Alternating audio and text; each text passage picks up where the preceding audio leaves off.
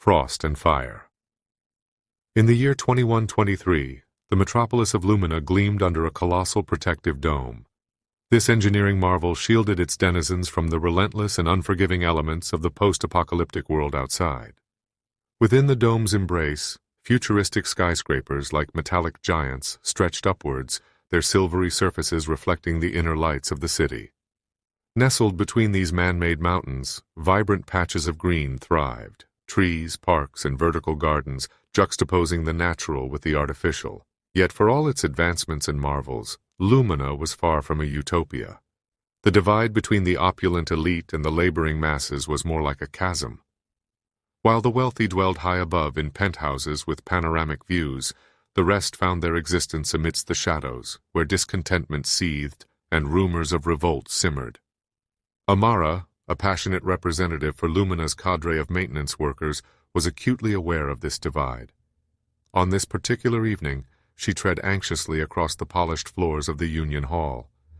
Everywhere she turned, heated discussions of strikes, uprising, and pending negotiations filled the air.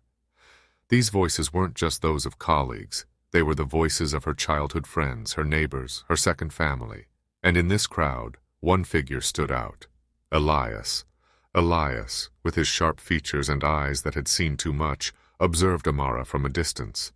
Their shared past was a tapestry of memories: the narrow lanes they played in, the city parks where they'd raced as children, and the numerous obstacles they had confronted together in this stratified city.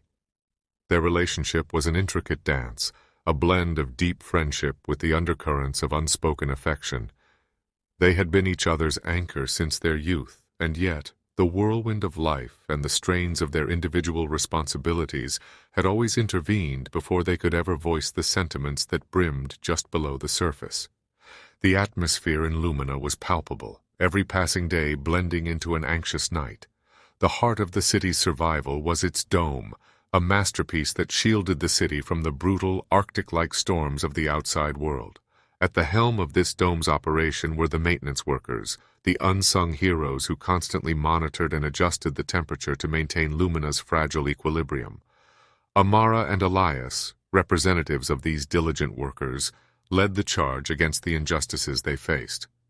They were not merely demanding an increase in wages. They sought recognition, respect, and above all, adequate safety measures in their high-risk roles.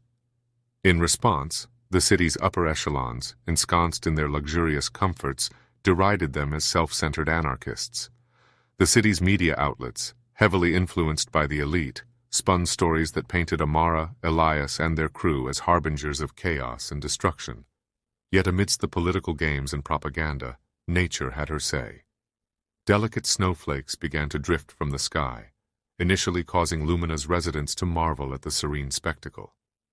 But this calm was deceptive. Within mere hours, the mild flurry intensified into a blizzard, its fury magnified by the dome's malfunction. Alarmingly, cracks began to spiderweb across its surface, threatening to shatter under the external cold's onslaught. In the opulent council chamber, a place of judgment and decisions, Amara stood resiliently, her eyes aflame with the spirit of rebellion and justice. Each word she spoke was a challenge, a plea, and a demand all in one. The council members, used to their detached deliberations, now found themselves confronted by the raw power of human determination. Elias, though silent, was no less imposing. His presence by Amara's side was a testament to their unity and the collective strength of those they represented. A metaphorical ticking clock loomed over them all. The fate of Lumina hung in the balance, and every second was a step closer to either salvation or destruction. Tension hung in the air of the Union Hall, thick and palpable, as negotiations reached their most critical point. Amidst the mounting pressure, a whirlwind of emotions coursed through Amara. The weight of their situation, the imminent danger, and the realization of life's fleeting nature intensified every feeling. The rhythm of her heart began to echo louder in her ears, not out of anxiety, but from the electrifying realization of the impermanence of life. Unable to resist the force of the moment, she pivoted to face Elias. Their eyes locked, and without uttering a word, a silent understanding passed between them. Acting on an impulse that had been years in the making, she closed the gap between them, pulling him into an embrace that held a universe of emotions. Their lips met, an intimate act in a world on the brink of chaos. The Union Hall, which had been filled with a cacophony of voices, went still for a moment, only to erupt with hushed whispers and murmurs of shock. But for Amara and Elias, the world outside their embrace ceased to exist. Just as the intensity of their moment peaked, a violent gust of wind made its presence known. With a deafening roar, it struck, causing a massive section of the dome to shatter like fragile glass. The destruction sent a rain of sharp shards spiraling in all directions. Nature made her entrance. Snowflakes, cold and biting, poured in with the force of the tempest, rapidly transforming the city's interior into a surreal winter landscape. Instinctively, Elias and Amara sought refuge, diving under a sturdy table, their bodies pressed close in a desperate attempt to find warmth amidst the cold onslaught. Their hands entwined, they became each other's anchor in this tempestuous reality. Time lost its meaning. Minutes felt like hours, and hours like mere moments. And then, as swiftly as it had begun, the tempest ebbed. The once bustling Lumina had been muted by nature's fury, rendering it eerily silent. Emerging from their makeshift shelter, the pair gazed upon a transformed cityscape. Lumina, with its technological marvels now covered in a blanket of snow, looked ethereal, still, and breathtakingly haunting in its beauty. When they finally emerged from their makeshift haven, Amara's eyes were immediately drawn to a peculiar sight.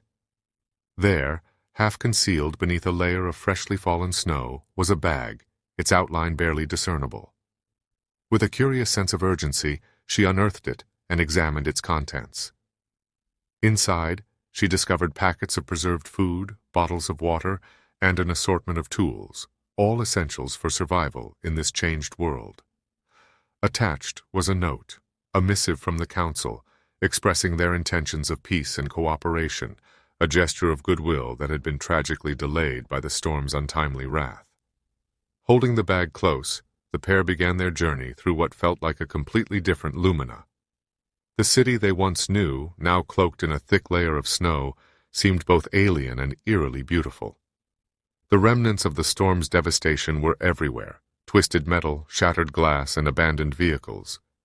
Yet, amidst this backdrop of destruction, the snow lent a serenity and softness, making each moment seem suspended in time. The bag they carried was not just a kit for physical survival. It bore a deeper significance. It represented hope in the face of adversity, a testament to the undying spirit of Lumina and its people. It was a reminder that even in the bleakest of circumstances, gestures of kindness and unity could shine through. In this frigid new world, the warmth between Amara and Elias was palpable. Their love was a beacon, a fervent flame that promised to keep the cold at bay. As they ventured further, hand in hand, the uncertain future of Lumina stretched out before them. Whether the city would rise from the ashes or remain forever encased in ice was uncertain. But for Amara and Elias, their journey, driven by newfound love and determination, was just beginning. Their love story, born amidst chaos and change, promised a warmth that even the coldest of worlds could not extinguish.